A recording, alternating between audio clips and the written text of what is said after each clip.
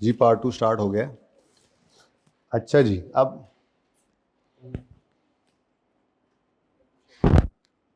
इस क्वेश्चन को क्विकली कर ही लेते हैं, लेकिन आज हम अपनी ग्रॉस इन्वेस्टमेंट के फॉर्मूला को ऐसे ही लिखेंगे नए तरीके से जैसे हमने सीख लिया आज। ठीक है, तो बात यहाँ से शुरू हुई थी और किधर को चली गई है जी।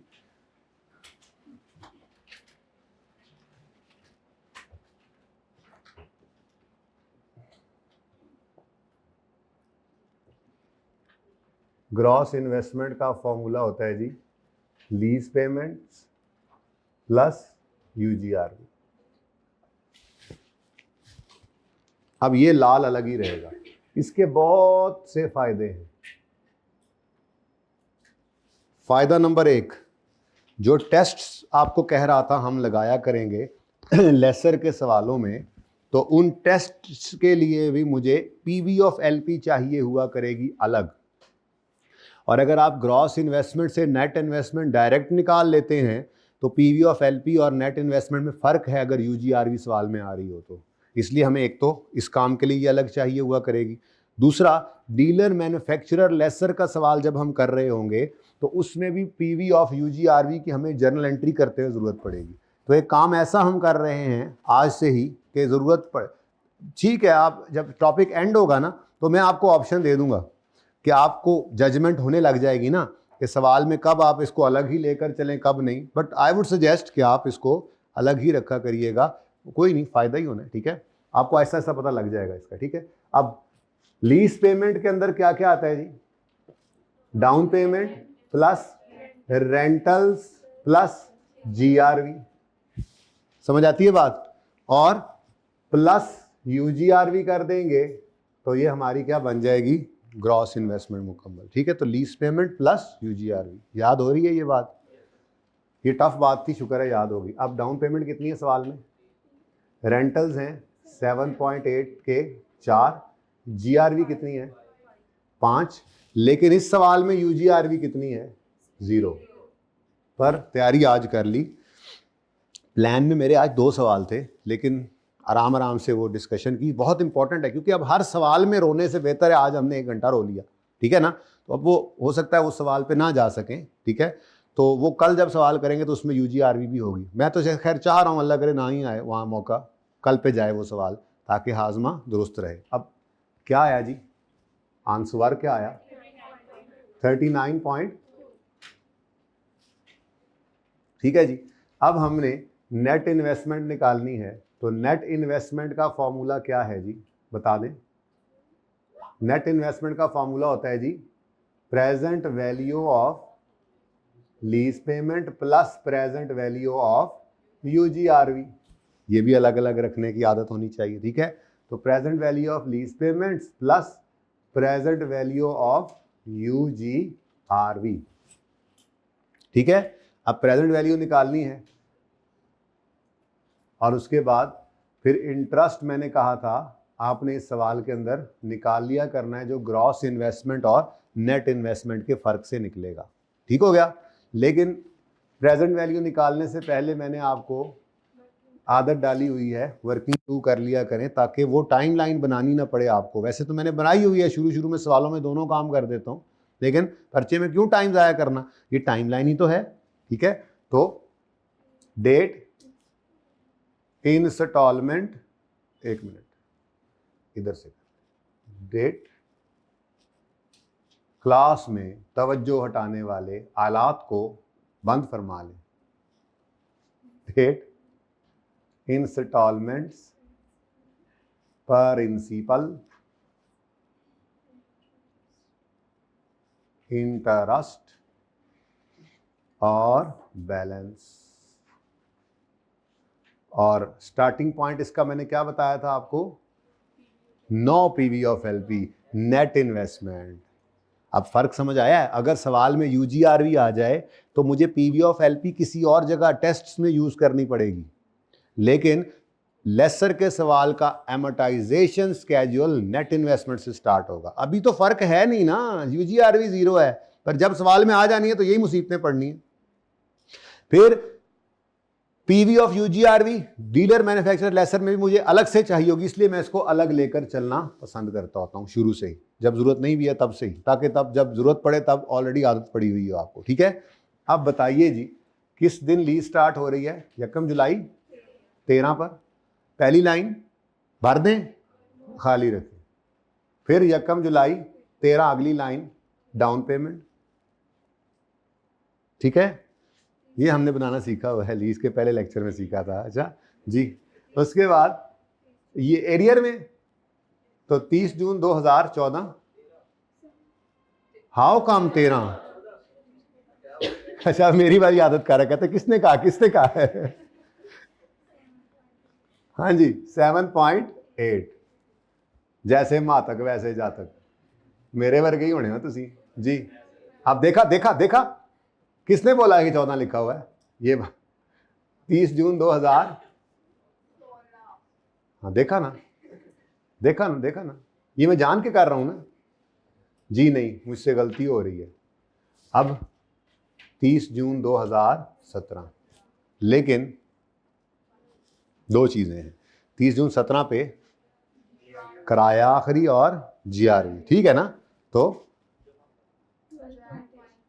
यहां पर छोटी सी वर्किंग किया करेंगे और ये वर्किंग हुआ करेगी, इधर चेक करो, 7.8 is rental plus 5 is GRV plus मैं एक और चीज भी कर रहा हूं, जब कल आ गई तो यूजीआरवी भी तो आ सकती है। तो अब आज बात पूरी हो गई, चाहे पीओ हो, चाहे जीआरवी हो, चाहे यूजीआरवी हो, चाहे टर्मिनेशन पेनल्टी हो, ये सब की सब हमेशा लीज टर्म के एंड पे प्लॉट होती हैं। ठीक है, कुछ शौक पैदा हुआ है? लेक्चर्स पूरे करके आएंगे लीज वाले, कुछ शौक पैदा हुआ है? 4-5 लेक्चर्स इंशाल्लाह आज ही ले देने हैं, ताकि हम भी ऐसे ही एंजॉय करें जैसे बाकी सारे एंजॉय कर रहे हैं लेक्चर को। हम जो इतने परेशान बैठे हैं, है ना, करेंगे ना इंशाल्लाह आप कर भी लेंगे अल्लाह ने चाहा तो। ये क्या है जी? जीआरवी। और ये क्या है? इस सवाल में नहीं है पर तैयारियां शुरू हो गई हैं, क्योंकि नोट के अंदर भी मुझे ये अलग अलग चाहिए होंगे, तो मैं यहां से ही आपको आज ही तैयारी करा के चल रहा हूं जी। कितना? 12.8। यानी कि मुसीबत आने से पहले हम इतना उसको डिस्कस कर लेते हैं कि जब वो मुसीबत आती है तो मुसीबत लगती नहीं ना। ठीक है, अच्छा जी, अब ये 3 अपनी जगह कायम वाओ दायम है, इसको कुछ नहीं कहना, इसको ना डिस्काउंट कर देना। फिर ये 7.8 1 2 3 और 4, ये 4 किराए हैं, ये एनविटी के फॉर्मूला से डिस्काउंट कर ले।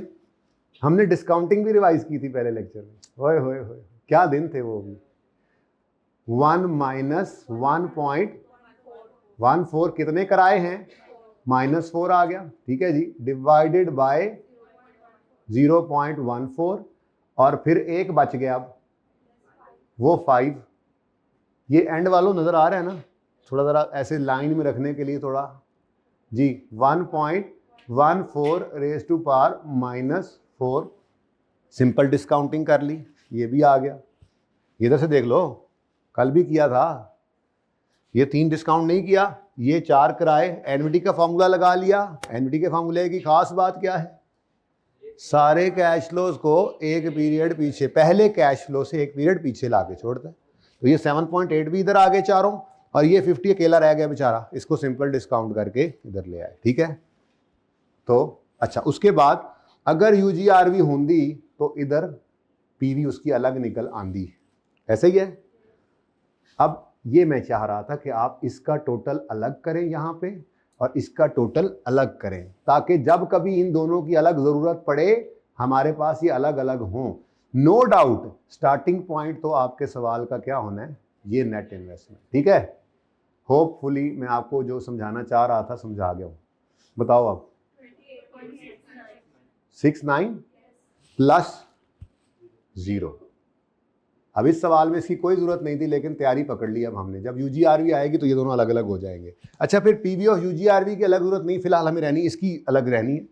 लेकिन जब डीलर मैन्युफैक्चरर आएगा तो फिर इसकी भी अलग जरूरत पड़नी है, आज से अलग रखें। ठीक है, अब इन दोनों का total 28.69, this is net investment. तो लेसर के सवाल में एमोटाइजेशन स्केड्यूल का starting point PV of LP नहीं है, नेट इन्वेस्टमेंट है। और इन दोनों चीजों में अब आपको पता है फर्क है, और वो फर्क होता है यूजीआरवी का। वो इस सवाल में है नहीं, इसलिए ये दोनों सेम है। तो ये स्टार्टिंग पॉइंट है, याद रहेंगी ये बातें। बस फिर और क्या सवालों में और लीज में कुछ भी नहीं है। 28.69। अब पहला इंटरेस्ट निकालो। अच्छा ना निकालो, 25 ये क्लास के स्टार्ट में जो मैंने 25.69 लिखा था वही आ गया ना। अब इस पे लगाओ इंटरेस्ट रेट 3.6, 4.2, 21.49, 0,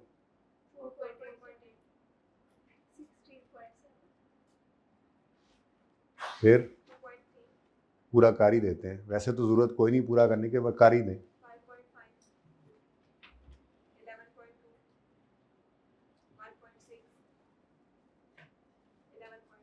1 मिनट, वो लाइनें लगानी होती हैं फिर जी। 11.2, 1.6 और 0। ठीक है जी। चलो अब देखो, माना मैं लेसर का पहला सवाल आपको करा रहा हूं। कल मैंने एंट्रीज चलो कराई थी, वो रिवाइज करा दें जरा। चलें, पहली एंट्री एसिड खरीदने की, क्योंकि सवाल में मैंने ज़बरदस्ती डेट ऑफ परचेज डाल दी थी। अगर सवाल में डेट ऑफ परचेज गिवन ना हो एसिड की, तो पहली एंट्री आपने पर्चे में नहीं करनी। इसीलिए सोल्यूशन में आपको पहली एंट्री नजर नहीं आई, पर हमारे सोल्यूशन में आएगी क्योंकि हमने डेट ऑफ परचेज डाल दी। ठीक है, तो एंट्री क्या बनी जी? पीपीई डेबिट कैश क्रेडिट, और फिर उसको उसने लीज पर दिया, तो यहां से एंट्री शुरू होगी, क्योंकि ये क्या है? Net investment. ठीक है, अब मैंने आपको असूल कल समझाया था, एसेट क्रेडिट करेंगे फेयर वैल्यू से, क्योंकि वो डेबिट भी किस पे हुआ होता है? फेयर वैल्यू पे, जो अपनी कॉस्ट से। एसेट को रिकॉर्ड कॉस्ट भी करते हैं ना। और बोलो, तो पहली एंट्री लीज की क्या करेगा? ये एसेट किताबों से निकालेगा। एंट्रीज करूं? एंट्रीज कर दूं? दोबारा कर दूं? तुम्हें शर्म नहीं आ रही है बात कहते हुए? फॉर द ईयर एंडेड 30 जून 2014 बेटा, तो 1 जुलाई 13 पर एसेट खरीदा, PPE debit, asset debit cash credit. तो ये एसेट अपनी फेयर वैल्यू पर रिकॉर्ड होता है, और वो है 28.69। ठीक है, उसके बाद इस एसेट को इस बंदे ने लीज पर दे दिया, तो अपनी किताबों से ये इस एसेट को निकाल बाहर करेगा। उसकी वजह क्या है वो इंशाल्लाह हम पढ़ेंगे। बस significant risk and reward transfer हो जाते हैं। वो कैसे? वो उसके 5 निशानियों में से कोई एक निशानी पूरी होगी, वो इंशाल्लाह में भी कल करें। ठीक है, ओके। एसेट को क्रेडिट करेंगे हमेशा किससे? एसेट की फेयर वैल्यू से। और लीज रिसीवेबल डेबिट करना है, और ये हमेशा किससे डेबिट होगा? अब आप पता है क्या कहोगे? बराबर फिगर है और अलग अलग बातें कर रहा है। जब बेटा बराबर नहीं रहेगा फिर बात करेंगे, ठीक है ना? नहीं रहेगा आगे 1-2 दिनों में। आईडीसी जब आना है ना इसमें भी, तो फिर लीज रिसीवेबल और चीज होगी, फेयर वैल्यू और चीज होगी। फिर देखना, तो आप पूछोगे आईडीसी क्या है? इनको पूछ रहा हूं यार, आपको तो पता है। उसके बाद जी अब लीज शुरू हो गई। अब लीज का पहला ही दिन पेमेंट आ गई, डाउन पेमेंट है, तो इसकी एंट्री बोलो, cash debit lease receivable credit. कितने से? 3 से। फिर ईयर एंड आया और आपने ये किश्त पे की, किश्त। इस किश्त की एंट्री क्या है? Cash debit lease receivable credit interest income credit. Cash debit lease receivable credit, ये अभी कल वाला ही हम रिवाइज कर रहे हैं। इंटरेस्ट रिसीवेबल नहीं है, इनकम है। हाँ, एडवांस का सवाल होता तो ये भी रिसीवेबल आता। एनीवेज 7.8,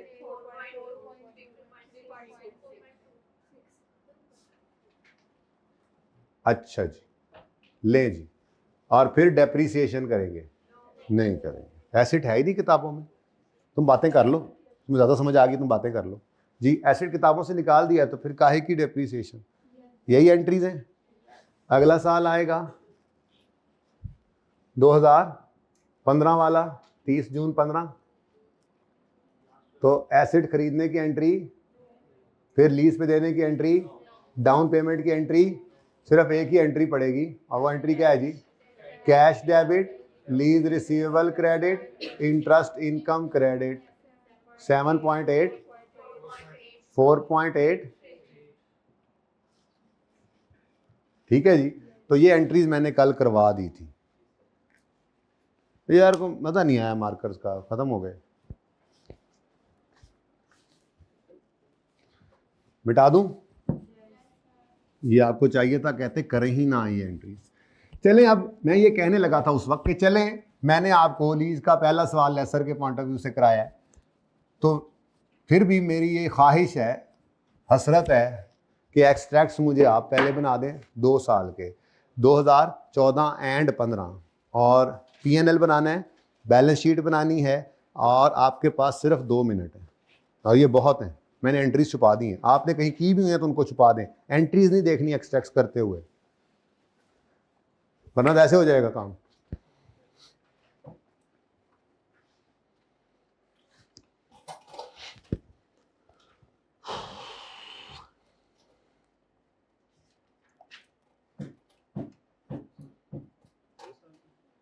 दो साल, 14-15,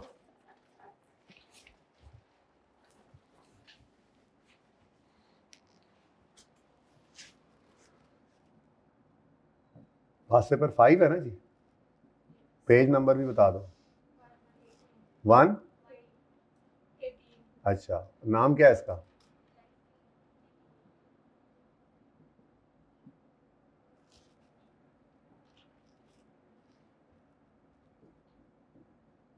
आप अपना काम करें आमिर भाई, इनको उधर रखें, वर्किंग पे रखें, ऑनलाइन वालों को इधर से लगा के रखें।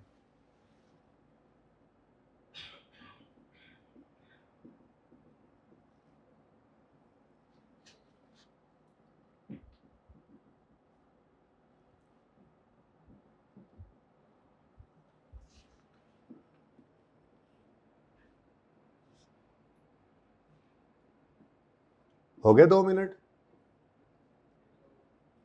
हाँ, ये तो कोई नहीं, जब तक आपका सवाल नहीं होगा 2 मिनट ही नहीं होने, ये तो कोई बात ना हो। चलो, मेरे एक्सट्रैक्ट्स की अंग्रेजियाँ लिखने तक कर लो जल्दी से।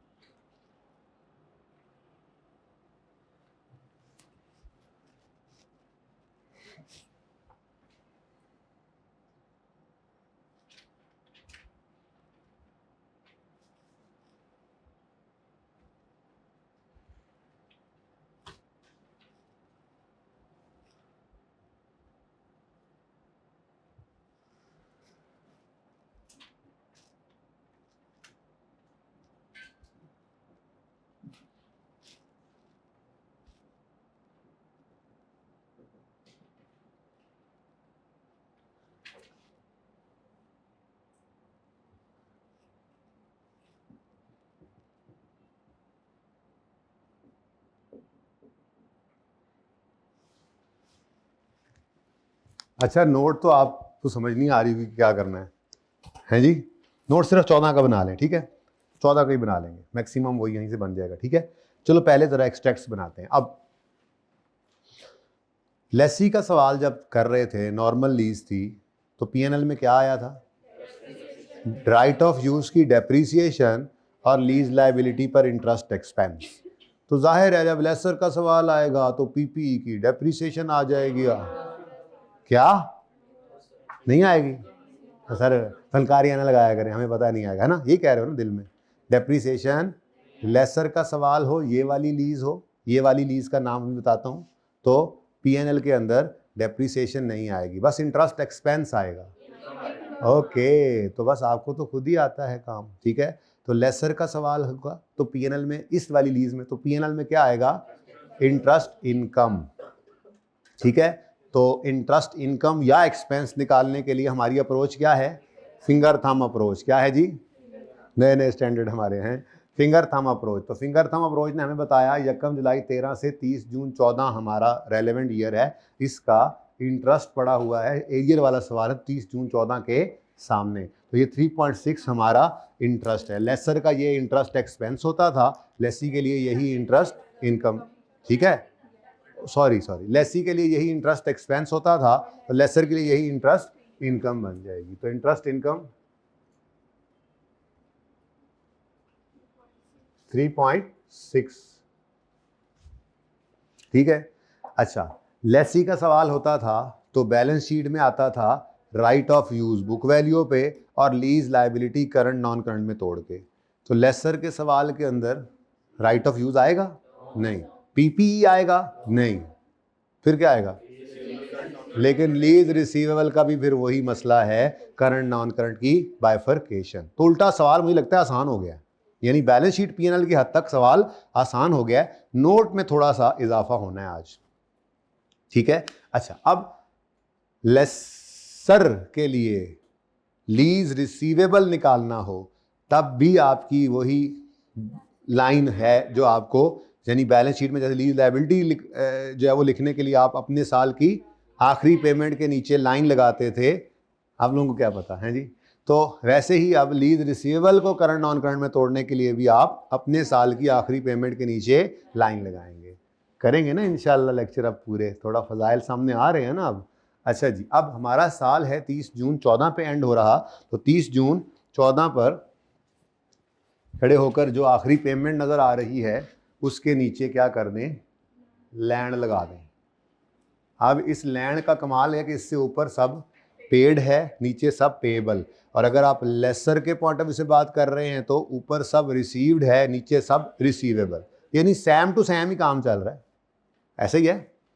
अब चूंकि बैलेंस शीट के अंदर हम रिसीवेबल ले रहे हैं और रिसीवेबल लीज रिसीवेबल किस पे रिकॉर्ड किया था, ये डिस्काउंटेड फिगर पे, नेट इन्वेस्टमेंट पे, तो इसका मतलब प्रिंसिपल वाला कॉलम देखेंगे। बैलेंस शीट बनाते हुए क्या देखते होते हैं आप हमेशा, प्रिंसिपल वाला कॉलम, समझ आ रही है। तो फिर ये क्या बन गया जी, करंट पोर्शन, और ये नॉन करंट। अब इसके पीछे भी एक डिस्कशन हमने की थी पहले दूसरे दिन, वो देखिएगा, पहले दिन ही कर ली थी, खैर। तो नॉन करंट एसेट्स में हमें नजर आएगा लीज रिसीवेबल, और करंट एसेट्स में हमें नजर आएगा current portion of lease receivable. और इसके लिए हम वर्किंग नंबर 2 से राब्ता करेंगे और हमें रेडी स्टेडी एप्पल गो फिगर्स मिल जाएंगी। तो करंट 4.8, नॉन करंट 16 पॉइंट, तो 16.7 आ गया, और एक्सट्रैक्ट्स, तो आसान हो गया काम उल्टा, क्या ख्याल है, नहीं हुआ आसान, मुझे कंफ्यूज कर रहा है, कह रहा है नहीं सर, जी सर, यही तो कंफ्यूजन है। अच्छा जी, अब आगे चलते हैं जी।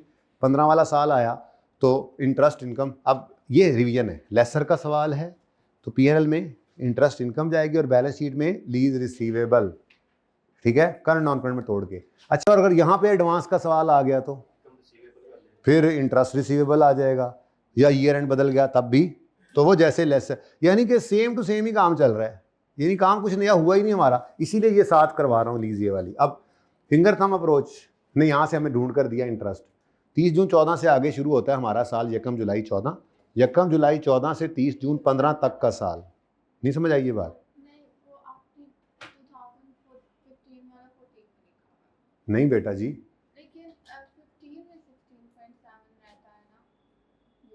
नहीं बेटा, बेटा नहीं, 14 में ये सारी की सारी लायबिलिटी असल में कितनी है, 21.49।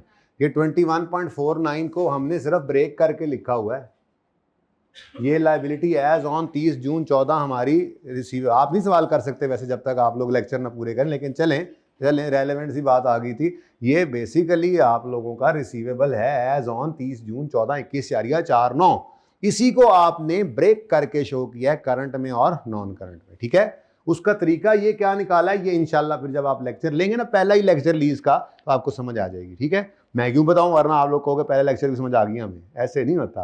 अच्छा जी, अब बैलेंस शीट की बारी आई, सॉरी पीएनएल तो ले लो। 30 जून 14 के बाद अगला साल शुरू हो जाएगा 1 जुलाई 14।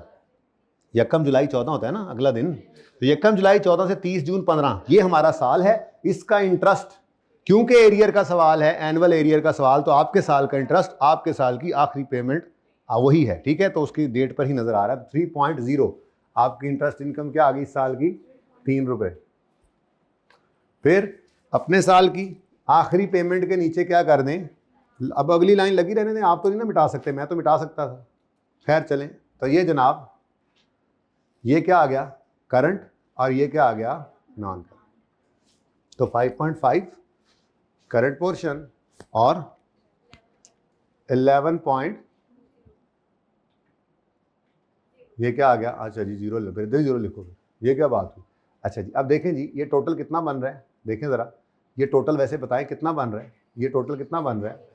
एज ऑन 30 जून 15 हमारा रिसीवेबल है 16.7, बस इसको ब्रेक करके हमने शो किया करंट और नॉन करंट। चलें आगे, और ये तो हो गया। अब बारी आती है नोट्स की।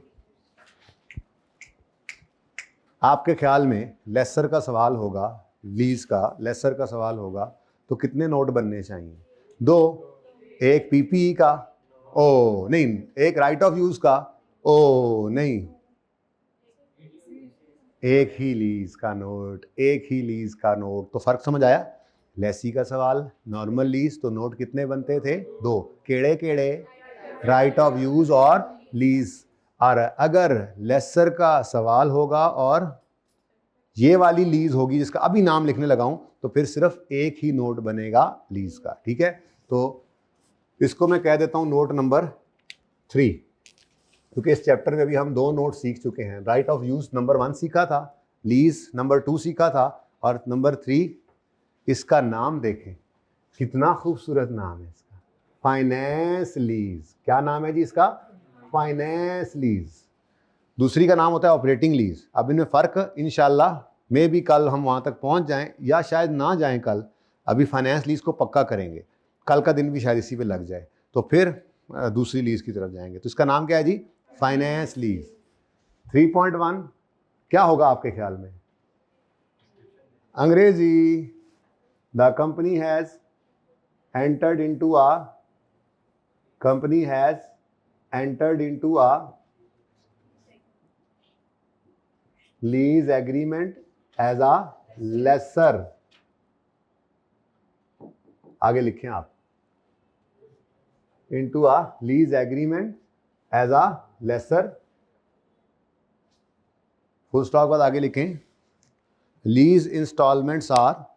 अच्छा, अब अगर यहां पे आप पेएबल भी लिख दें तो हर्ज कोई नहीं है, पेएबल ही हैं, पेएबल बाय लेसी हैं, रिसीवेबल इसके लिए हैं, तो कोई ऐसा मसला नहीं कि जुमला यूं ही लिख दे बच्चा कि lease rentals are payable annually in arrear, और कोई रिसीवेबल लिख दे वो भी ठीक है, पेएबल लिख दो वो भी ठीक है, कोई फर्क नहीं पड़ता। समझ आई है? लीज की डिस्क्रिप्शन दे रहे हैं तो पेएबल है, लीज रेंटल पेएबल है, बाय लेसी जाहिर है इसने रिसीव करना है, नो इशू, ठीक है। तो लिखें अगली line, lease rentals are, receivable ही लिख लो, चलो लीज रेंटल्स आर रिसीवेबल, मैं ठीक है बस receivable annually in arrear, full stop. Next लिखें, मैं लिखवाता हूं ना, the company has entered into a lease agreement as a lessor, lease rentals are receivable annually in arrear, full stop, Urdu में स्टॉप ही लिखते हैं। आगे लिखें, इम्प्लिसिट रेट इज 14%, बस बहुत है, ये ना भी लिखें तो खैर है। चलें आगे, इसके बाद जनाब 3.2 डन, चिक चिक।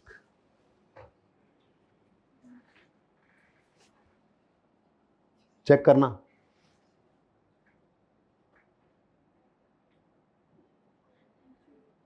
क्या?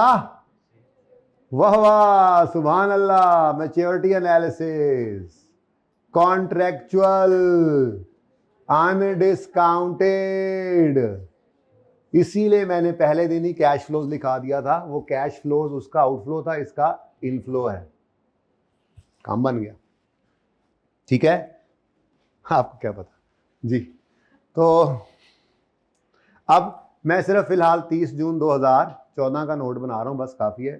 आराम से उनसे बनाना है, टाइम थोड़ा है, ठीक है जी। तो कहां पे खड़े हैं जी आप? 30 जून 2014 पे। बनाएं मैच्योरिटी एनालिसिस, जल्दी करें। इन बच्चों को बताएं कि आपको मैच्योरिटी एनालिसिस बनाना आता है जी। नहीं, और किसी तरह से बनेगा।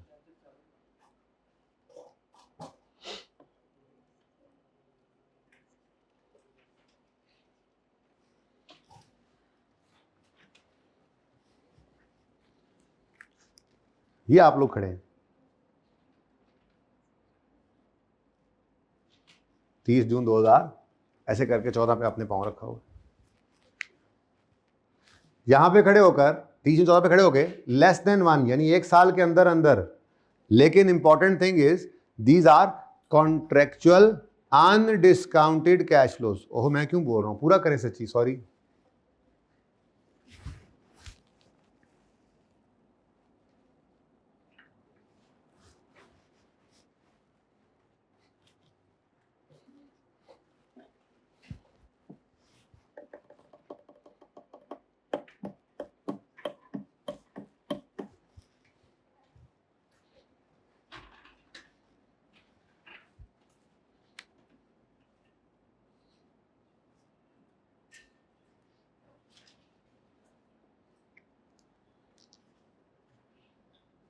अच्छा जी, हो गया पूरा।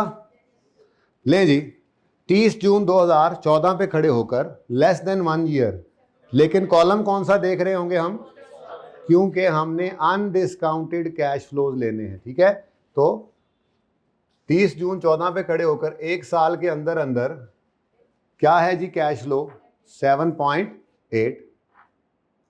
फिर 30 जून 14 पे ही खड़े होके 1 साल के बाद लेकिन 2 साल के अंदर अंदर 7.8। फिर 30 जून 14 पे ही अभी तक हम खड़े हैं 2 साल के बाद लेकिन 3 साल के अंदर अंदर 12.8। अब बड़ी इंपॉर्टेंट बात करने लगा हूं, जरा देख लीजिएगा, 1 मिनट बाद आएगी वो बात। तो फिलहाल तो less than 1 year 7.8, 1 to 2 years 7.8,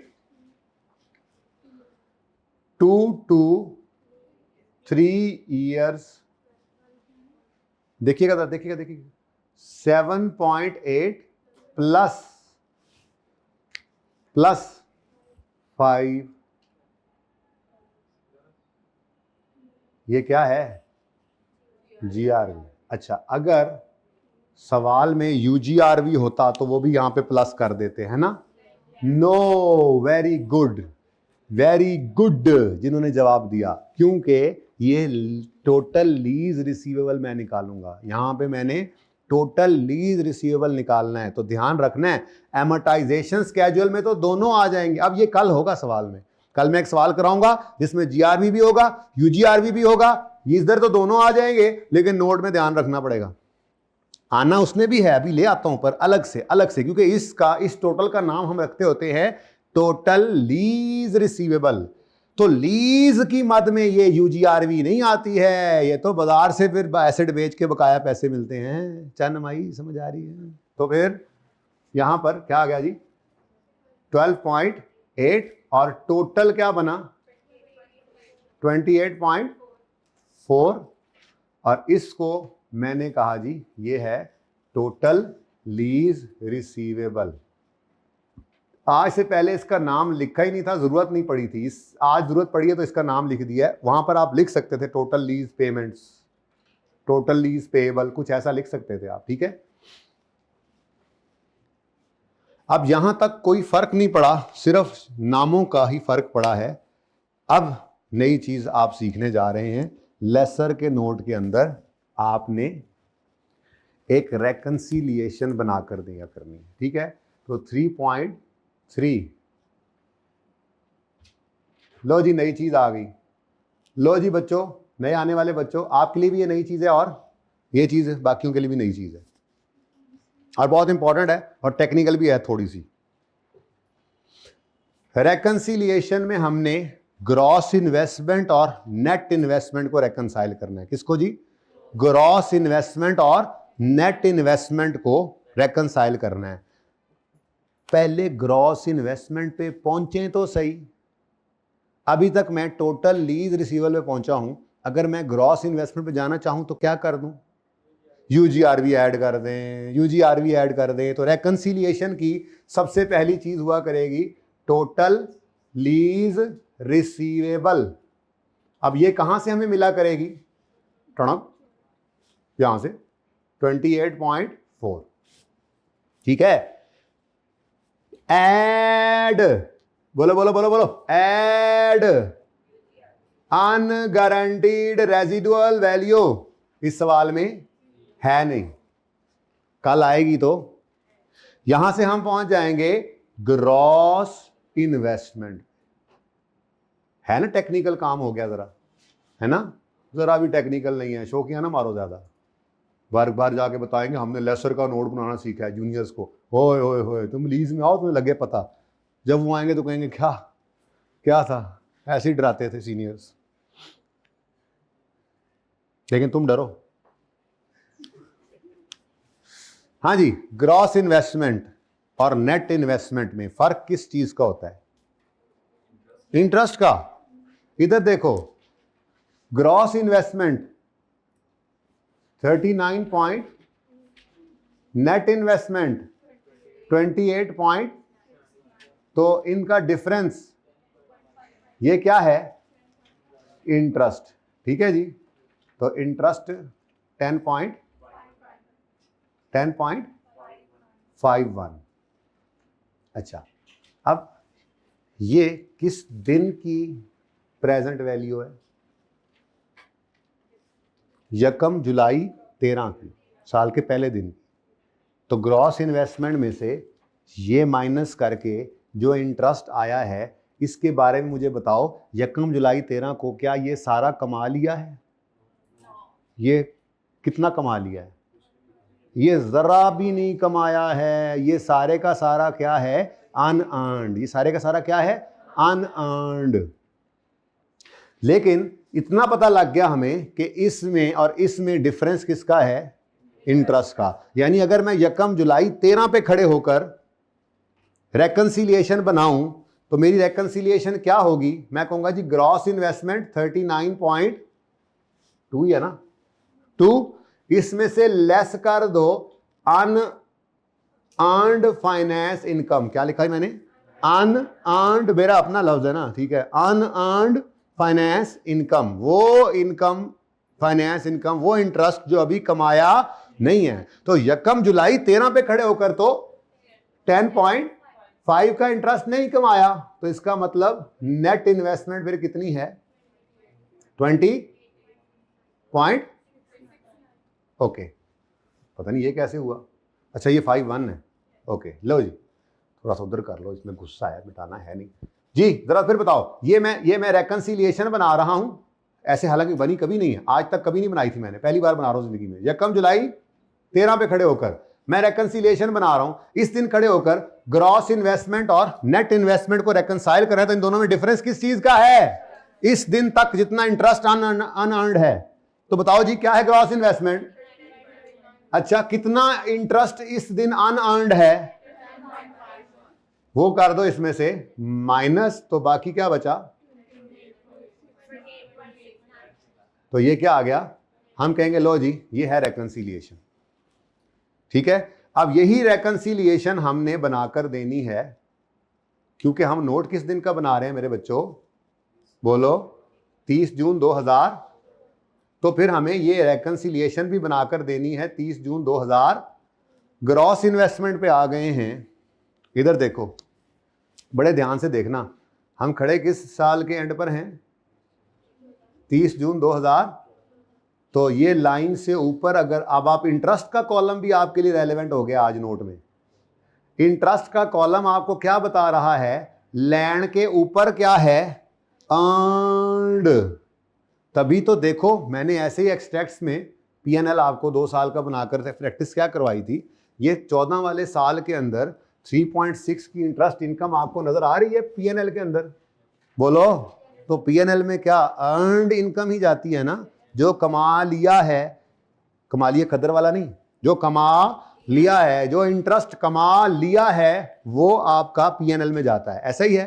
तो 30 जून 14 वाले साल में ये कमा लिया है आपने और ये अभी कमाएबल है, अनअर्न्ड, अनअर्न्ड, अनअर्न्ड, ठीक है। तो इनका जरा टोटल करें, टोटल जी 6 पॉइंट। तो आपने यहां पर आकर, ये तरीका सही नहीं है, मुझे पसंद नहीं है अनअर्न्ड निकालने का। 1 मिनट के लिए जरा रुक जाएं, लेकिन फिलहाल पहला सवाल है समझाने के लिए। यहां पे हमने क्या करना है जी, अब लेस करना है, क्या लेस करना है, क्या अनअर्न्ड इंटरेस्ट इनकम या finance income, unearned finance income हमने यहां से क्या करनी है, लेस। तो एक तरीका लाइन के ऊपर अर्न्ड है, क्योंकि ये एरियर का सवाल है, कल एडवांस का होगा तो जरा ध्यान करना, उसमें कुछ और हो जाएगा, लेकिन फिलहाल आप लोगों का तो टारगेट है ना इंशाल्लाह लेक्चर पूरे करके आएंगे। अच्छा, तो लाइन से ऊपर क्या है, अर्न्ड, लाइन से नीचे क्या है, अनअर्न्ड। तो हमने यहां पे आकर लिखा जी 3 प्लस 1.6, आंसर क्या आ गया जी 6.9। जब इसको माइनस किया तो आंसर क्या आया 21.5। And this is net invest, Indian style है, नेट इन्वेस्टमेंट जी। तो देखें जरा, यही है वही 49 का मतलब 5 ही होता है ना, आपने कुछ किया होना है, नहीं तो राउंड बाद में कर दिया, ठीक है ना, ये बिल्कुल सही है। ओके, ये 49 इज इक्वल टू 5। अच्छा, अब ये तो प्रूफ हो गया कि ये क्या है, नेट इन्वेस्टमेंट। लेकिन मैं क्या कह रहा हूं, मुझे ये अनअर्न्ड का तरीका कुछ पसंद नहीं आया। उसकी वजह पता है क्या है, आपको भी नहीं आया, आपको दूसरा भी नहीं आएगा पसंद। उसकी वजह यह है, मिसाल के तौर पे यही लीज अगर 15 साल की हो तो लाइन से नीचे जो 14 इंटरेस्ट हैं पहले वो निकालेंगे और फिर उनको टोटल करेंगे। वो 14 टोटल करने का भी इतना टाइम लगा, तो उससे बेहतर एक अप्रोच है, बता दो तो अच्छा है। टोटल डे 1 पे अनअर्न्ड 10.51 है, तो बोलो इस अनअर्न्ड में से अर्न्ड माइनस कर दें तो बाकी अनअर्न्ड निकल आएगा 30 जून 2014 पर। तो ये तरीका मुझे ज्यादा पसंद है। इसको इसी 6.9 को निकालने का दूसरा तरीका क्या है, 10.51 में से माइनस कर दें 3.6 को, आंसर क्या आया 6 पॉइंट, अच्छा हो गया, ये तो ये भी अच्छा हो गया है ना, ये तो और अच्छा हो गया जी, 6.91 आ गया और यहां पर क्या आ गया 21.49। ठीक है जी। तो ये मुझे तरीका ज्यादा पसंद है। उसकी वजह क्या है, जितना मर्जी लंबा सवाल हो, 20 साल की लीज हो, हमने अगर 30 जून 14 का नोट बनाना है ना, तो हम सिर्फ 30 जून 14 वाले साल की ही वर्किंग करके ये नोट बना जाएंगे, ठीक है। और अगर एडवांस का सवाल होगा तो एक लाइन आगे कर लेंगे और काम हो जाएगा हमारा, लेकिन पूरा स्केड्यूल बनाने की जरूरत नहीं पड़ेगी, ठीक है। तो ये हमने क्या किया, सारे अनअर्न्ड को ऐड किया और यहां पे क्या किया, डे 1 का टोटल अनअर्न्ड माइनस उसमें से कर दिया ईयर के एंड तक जितना अर्न कर चुके। 2 साल गुजर चुके होते तो 2 अर्न्ड आ जाते, वो माइनस हो जाते और बाकी अनअर्न्ड होता। ये 15 के एंड पे ऐसा हो सकता था, ठीक है। अभी कल वाला सवाल शायद एडवांस का ना भी हो, यूजीआरबी तो होगी लाजमी, एडवांस का भी हो सकता है, पर उसमें मसला नहीं आना चाहिए, ठीक है। अब बेसिकली इसमें पता है क्या रहे हैं, ये मिटा दूं, ये तो फजूल में ऐसे ही इसी से ही मिटा दूं। ये कभी भी नहीं आज तक बनाया था, ये तो समझाने के लिए बनाया कि भाई रेकंसाइल करना है ग्रॉस इन्वेस्टमेंट और नेट इन्वेस्टमेंट को, तो इन दोनों में फर्क क्या है, इंटरेस्ट। अब अगर 1 जुलाई 13 पे आपने निकालना था तो वही 10 या 5-1 है, और अगर 1 साल गुजर गया है तो फिर ग्रॉस इन्वेस्टमेंट और पेमेंट तो निकल चुकी हैं, ग्रॉस इन्वेस्टमेंट में भी वो 7.8 नहीं आ रहा, ठीक है। और नेट इन्वेस्टमेंट तक आना है तो भी इंटरेस्ट हम 1 कमा चुके हैं, तो ये नेट इन्वेस्टमेंट भी आपको यहां से रेकंसाइल होती हुई नजर आ रही है, ठीक है। ओके, बता क्या रहे हैं यूजर को, यहां पर यूजर को बता ये रहे हैं कि हमने ग्रॉस में जो इन्वेस्टमेंट की थी उस पर हमें ग्रॉस में रिसीवेबल इतना आना है, जिसमें एसेट की मद में ये पैसे आने हैं ये, और ये बाकी क्या है, इंटरेस्ट जो कमाना है। यही बताया था ना आपको कि लेसर ने एसेट के पैसे भी लेने हैं और इंटरेस्ट भी। अब लेसर का जो शेयर होल्डर है उसने जो पैसे दिए हैं उसी को तो वो इन्वेस्ट करके ये कमा रहा है, इसका तो काम है यही इंटरेस्ट कमाना। तो वो अपने यूजर को बता रहा है कि एसेट की मद में अभी इतने पैसे आएबल हैं और इंटरेस्ट अभी इतना कमाएबल है।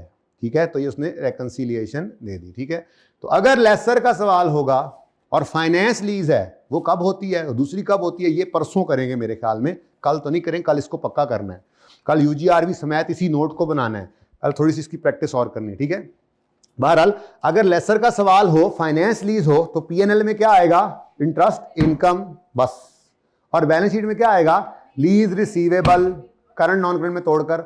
और अगली बात, अगर एडवांस का सवाल होगा तो इंटरेस्ट रिसीवेबल भी आएगा, ये ईयर एंड भी डिफरेंट होगा तब भी इंटरेस्ट रिसीवेबल आ जाएगा। ठीक है, फिर लेसर का सवाल फाइनेंस लीज हो तो नोट कितने बनेंगे, एक, लेकिन नोट के अंदर लेसी का सवाल था तो जनरल डिस्क्रिप्शन थी और मैच्योरिटी एनालिसिस था, लेकिन लेसर के सवाल के अंदर जनरल डिस्क्रिप्शन है, मैच्योरिटी एनालिसिस है और एक रेकंसिलिएशन भी है of gross investment and net investment. कोई क्वेश्चन है तो मुझसे पूछ सकते हैं।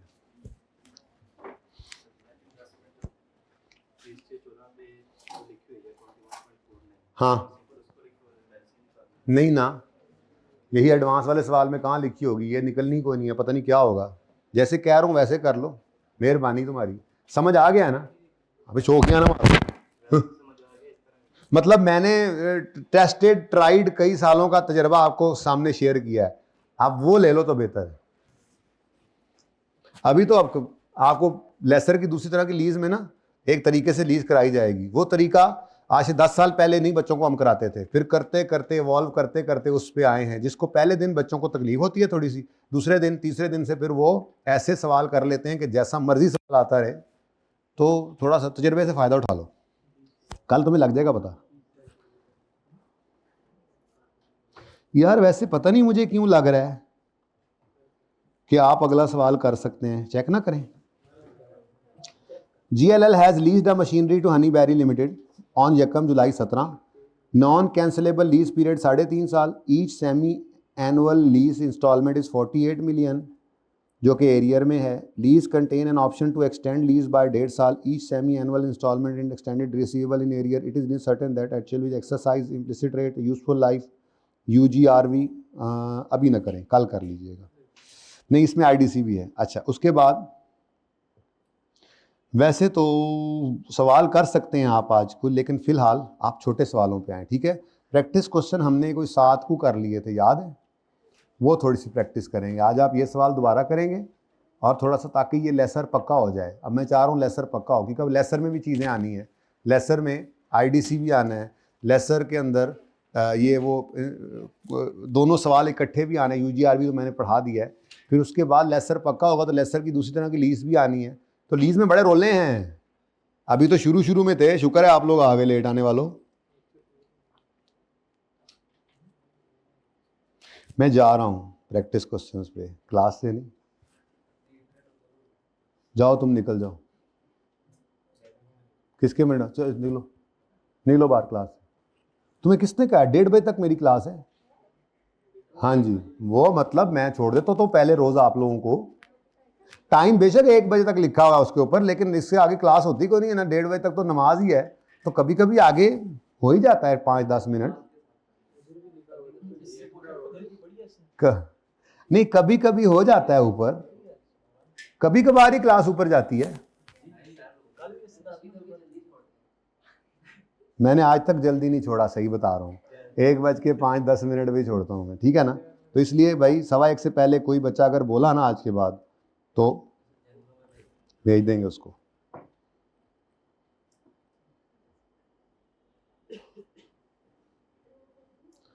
चलो बस यही कराना, जाओ, ठीक है, अल्लाह हाफिज।